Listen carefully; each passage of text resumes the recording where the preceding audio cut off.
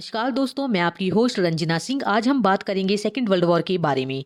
द्वितीय विश्व युद्ध 1939 से 1945 के बीच होने वाला एक सशस्त्र विश्वव्यापी संघर्ष था। इस युद्ध में दो प्रमुख प्रतिद्वंदी गुट दूरी शक्तियां जर्मनी, जापान, इटली तथा मित्र राष्ट्र फ्रांस, ग्रेट ब्रिटेन, संयुक्त राज्य अमेरिका, सोवियत संघ और कुछ हद तक चीन इसमें शामिल थे। यह इतिहास का सबसे लंबा संघर्ष था जो लगभग 6 वर्ष तक चला। इसमें लगभग 100 मिलियन लोग शामिल हुए थे और 50 मिलियन लोग मारे गए थे। युद्ध के कारण द्वितीय विश्व युद्ध के कई प्रमुख कारण थे। उसमें प्रथम विश्व युद्ध के बाद होने वाली वर्साई की कठोर शर्तें, आर्थिक मंदी, तुष्टीकरण की नीति, जर्मनी और जापान में सैन्यवाद का उदय, राष्ट्रीय संघ की विफलता आदि प्रमुख रहे हैं। सबसे पहले हम बात करेंगे वर्साई की संधि के बारे में।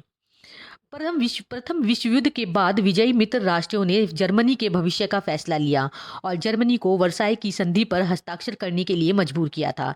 इस संधि के तहत जर्मनी को युद्ध का दोषी मानकर उस पर आर्थिक दंड लगाया गया और उसके प्रमुख खनिज और उपनिवेशिक क्षेत्र को ले लिया गया तथा उसे सीमित सेना रखने के लिए प्रतिबंधित किया गया।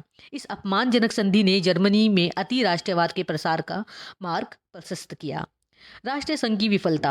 राष्ट्रीय संघ की स्थापना वर्ष 1919 में एक अंतर्राष्ट्रीय संगठन के रूप में शांति स्थापित करने के लिए की गई थी। यह संगठन विश्व के सभी देशों को अपना सदस्य बनाना चाहता था ताकि उनके बीच विवाद होने पर बल के बजाय बातचीत द्वारा सुलझाया जा सके। राष्ट्रीय संघ का विचार अच्छा था, लेकिन यह सफल नहीं हुआ क्योंकि सभी देश इसमें शामिल नहीं हो सके। थर्ड पॉइंट आता है 1929 की आर्थिक मंदी। वर्ष 1930 के दशक की विश्वव्यापी आर्थिक मंदी ने यूरोप और एशिया में लगभग अलग अलग तरीकों से प्रभाव डाला। यूरोप की अधिकांश राजनीतिक शक्तियां जैसे जर्मनी, इटली, स्पेन आदि अधिनायकवादी और साम्राज्यवादी सरकारों में स्थानांतरित हो गई। एशिया का संसाधन संपन्न देश जापान एशिया और प्रशांत क्षेत्रों पर अपना नियंत्रण स्थापित करने के लिए इन क्षेत्रों पर आक्रमण करने लगा। नेक्स्ट पॉइंट है फासीवाद का उदय। प्रथम विश्व युद्ध के विजेताओं का उद्देश्य दुनिया को लोकतंत्र के लिए सुरक्षित करना था। युद्ध के बाद जर्मनी ने अन्य अधिकांश देशों की तरह लोकतांत्रिक संविधान को अपनाया।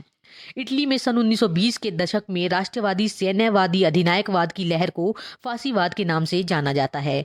इस विचारधारा ने स्वयं को लोकतंत्र से अधिक प्रभावी ढंग से काम करने वाली और साम्यवाद को रोकने वाली के रूप में प्रस्तुत किया।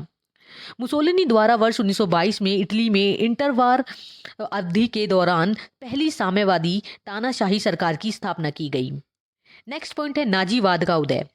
German national socialist Nazi party के नेता एडोल्फ हिटलर ने फासीवाद की नस्लवादी विचारधारा का प्रसार किया।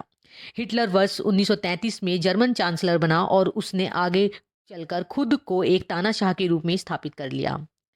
नेक्स्ट पॉइंट है तुष्टीकरण की नीति।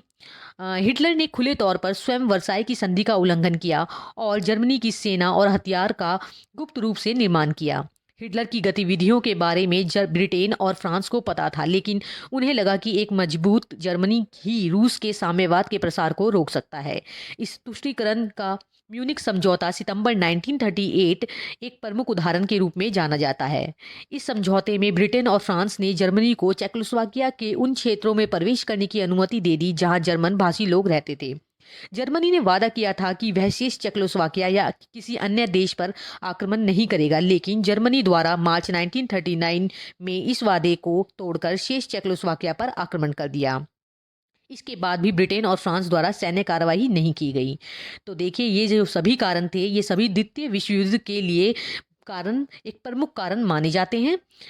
तो आज के लिए इतना ही। अगर आपको हमारा चैनल पसंद आ रहा है तो प्लीज़ इसे लाइक करें, सब्सक्राइब करें और ज़्यादा से ज़्यादा शेयर करें। धन्यवाद।